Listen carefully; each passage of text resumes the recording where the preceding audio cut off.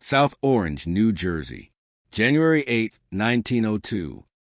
Gerardo Vito Catena enters the world. His father comes from Avellino, his mother from Tiora. The family settles in South Orange. Working class, Italian immigrants. The neighborhood teems with others like them. By the early 1920s, Catena moves through the streets of Newark. He meets Guarino Moretti. Willie Moretti, they call him. He meets Abner's Willman, Lungy's Willman, a Jewish gangster building an empire in the Third Ward. Prohibition has arrived. The country bans alcohol. Opportunity floods the streets. Catena becomes a driver, a bodyguard. He works for his Willman. The Jewish boss runs bootlegging operations across Essex County. Trucks roll through the night. Shipments cross state lines. Money flows. Catena watches. He learns. He moves to New York City in the mid-1920s. The Castellamarese War is coming. Giuseppe Masuria controls one faction. Salvatore Maranzano controls another. Young mobsters align themselves. Catena joins Charles Luciano. Lucky Luciano. He joins Meyer Lansky. The new generation. When the shooting stops in 1931, Luciano reorganizes everything. 5 families. The Luciano family becomes one. Vito Genovese runs a crew. Catena becomes a soldier in Genovese's crew. He keeps his head down. He makes money quietly. Federal agents arrest Catena. Bribery charges. He attempted to bribe a federal juror. The case goes to trial. The jury convicts him. The judge sentences him to 3 months in federal prison, 1 year probation. His first significant conviction, not his last. He returns to New Jersey. The vending machine business interests him. Jukeboxes, cigarette machines, coin-operated devices, legitimate businesses on paper, mob-controlled in practice. He becomes part owner of People's Express Company, Advance Vending Company, Runyon Vending Sales Company, Trend Metals, Cool Vent Awning Company, all based in Newark. The machines go into bars, restaurants, social clubs, small businesses. Each one generates revenue. Catena collects. The money is steady, legal, traceable. No raids, no shootouts, just business. By the 1940s, Catena sits in a unique position. He maintains ties to Zwillman's Jewish organization. He maintains ties to the Italian families. He bridges both worlds. Few men can do this. He becomes valuable. Willie Moretti dies. Shot multiple times at Joe's Elbow Room restaurant in Cliffside Park. October 4th. The murder makes headlines. Moretti had been talking too much. The Kefauver Committee had been asking questions. Crime hearings in Washington. Moretti appeared. He talked. He joked. He drew attention. The organization decides he must go. After the killing, Catena inherits portions of Moretti's operations.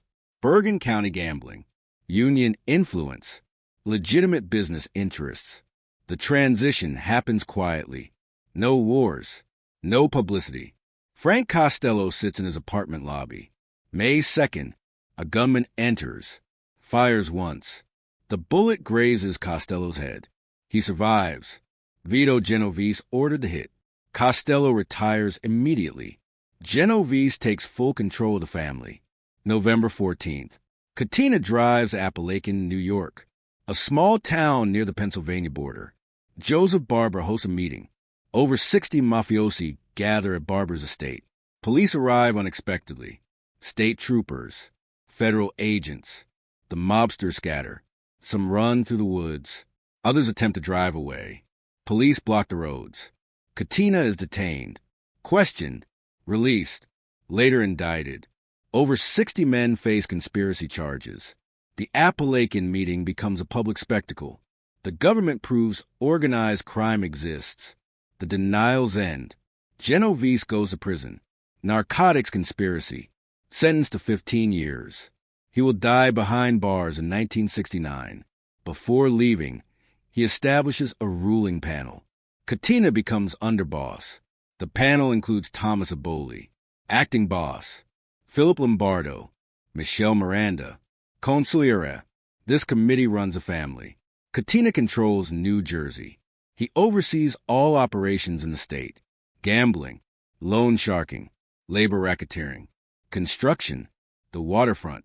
He maintains discipline. He settles disputes.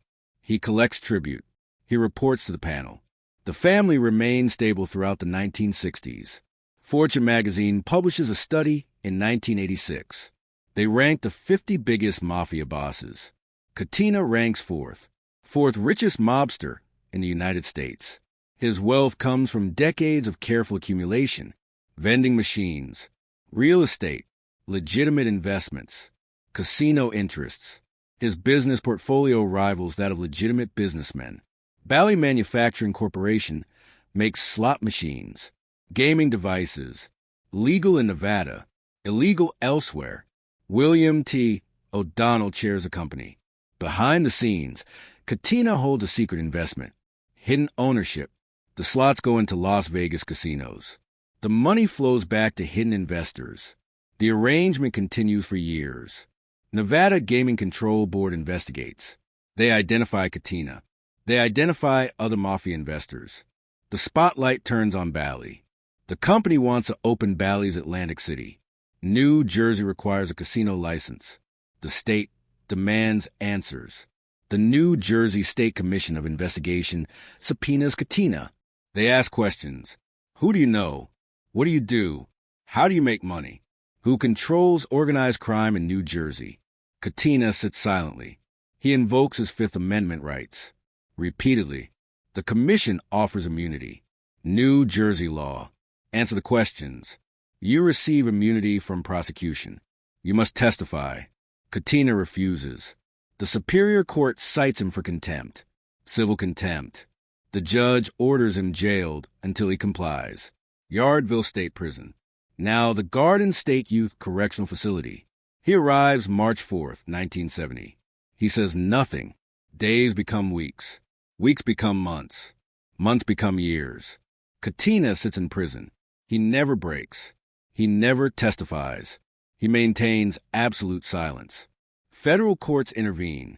They examine New Jersey's immunity law. Constitutional questions arise. The Third Circuit Court reviews the case. They rule in Catena's favor. The immunity statute violates federal constitutional protections. The state appeals to the New Jersey Supreme Court. 1974, February. A state court orders Catena released temporarily. Legal technicalities. The imprisonment has exceeded reasonable limits for civil contempt. The maximum criminal contempt sentence in New Jersey runs 6 months. Catena has been jailed nearly 4 years. The court finds the continued detention inappropriate. He walks out. Then legal battles continue. The state wants him back. They argue the contempt remains. He still refuses to testify. The courts debate. Months pass. The New Jersey Supreme Court orders Catena permanently released. The justices rule the coercive power of the imprisonment has been lost. 5 years and 5 months. Catena never spoke, never cooperated, never broke. The mob watches. This demonstrates absolute loyalty. This demonstrates the strength. Other families take notice. Catena becomes a legend. The man who chose prison over betrayal. The man who never cracked. He leaves Yardville. He is 73 years old. His hair is white, his body worn, but his silence remains intact. The family celebrates quietly. No parades, no announcements, just respect. Catena moves to Florida. Boca Raton, retirement communities, golf courses, sunshine, far from New Jersey, far from investigations, far from the streets that defined his life. While Catena sat in prison, Tommy Aboli was murdered, the acting boss, shot 5 times in the head. Crown Heights, Brooklyn, outside his girlfriend's apartment. The killers used a shotgun. They vanished immediately. The Genovese family lost its public face. Philip Lombardo took control. Benny Squint, Catena's protege, the man he mentored through the ranks. The ruling panel shifted. Michel Miranda remained consigliere until his death in 1973. The family adapted. It survived. Catena never returned to active leadership. His imprisonment removed him from day-to-day operations. His release in 1975 came too late. He was too old, too well-known, too watched. Bally Manufacturing faces the New Jersey Casino Control Commission. William O'Donnell, the chairman and CEO, resigns. The commission demands complete disclosure. They identify Catena's hidden investment. They identify other Mafia connections. The company must choose: keep O'Donnell and lose the casino license, or remove him and receive approval. O'Donnell steps down. Bally receives its license. Bally's Atlantic City opens. The casino operates legally. The mob investors disappear from the paperwork. Catena's name appears in hearings, but he never testifies. The Washington Post notes his absence.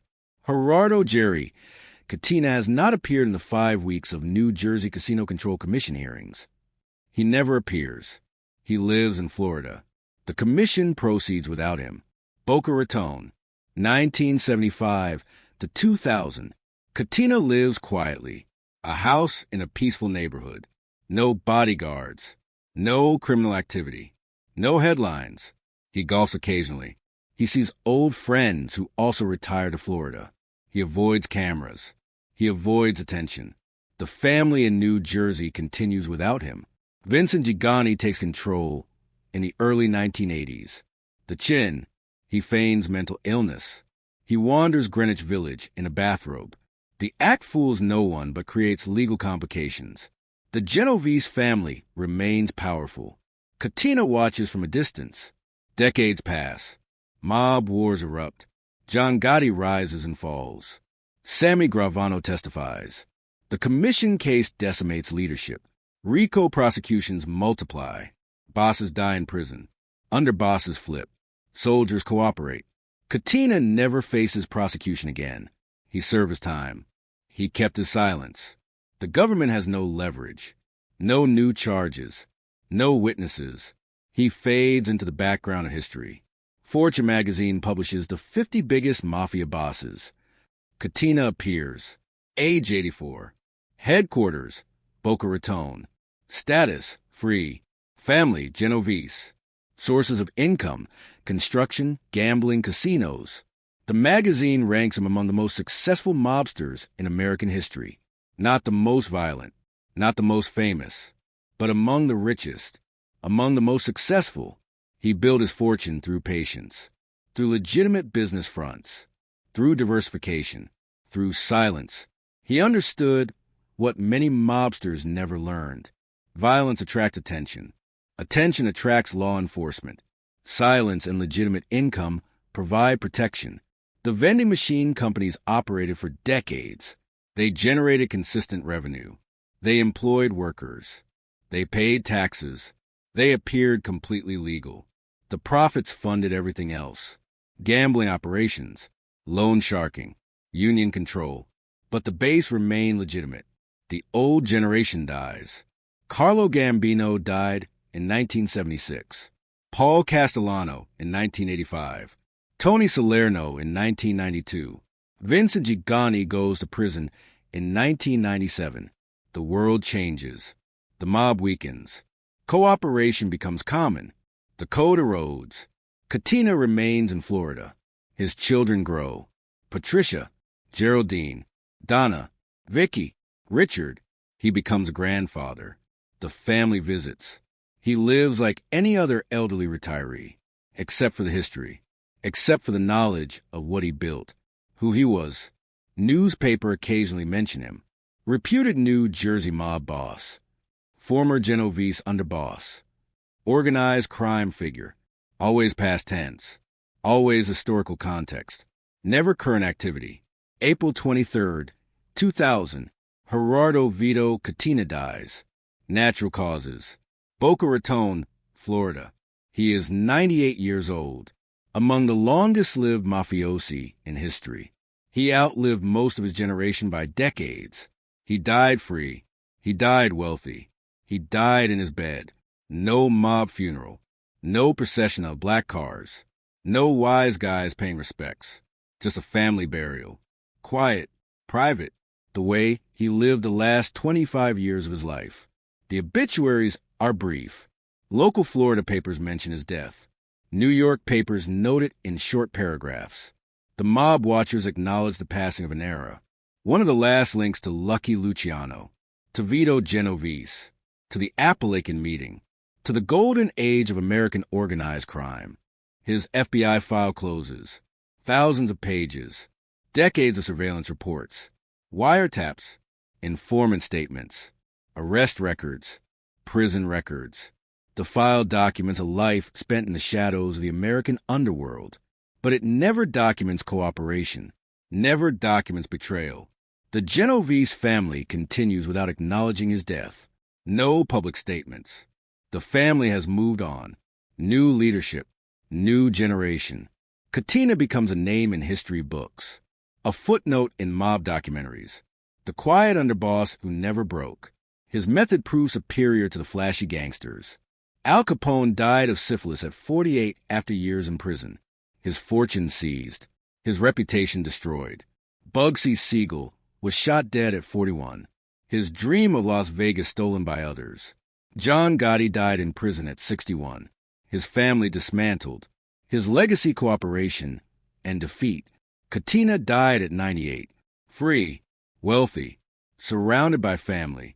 He never testified, never cooperated, never wrote a book, never gave an interview. He maintained silence from his first arrest to his last breath. His criminal record shows 8 felony convictions over his lifetime: hijacking, bribery, conspiracy, contempt. But his last conviction came in 1970, the contempt charge. After his 1975 release, nothing. 3 decades without arrest, without indictment, without criminal charges. This is not luck. This is strategy.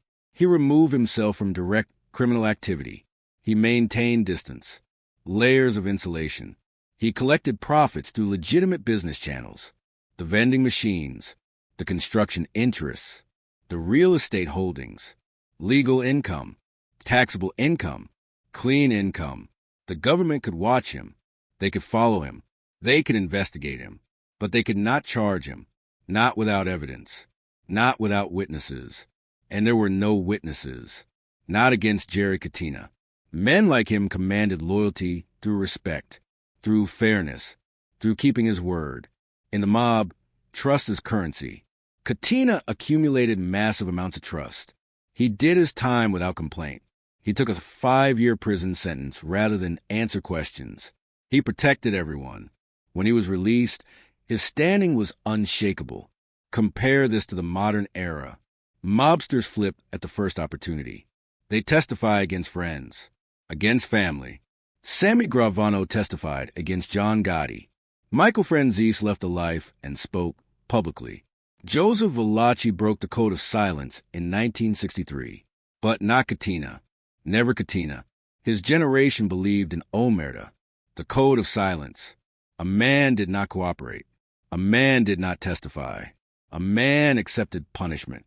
This code defined the Mafia for generations. Catena embodied it perfectly. When he sat in that prison cell, he knew something.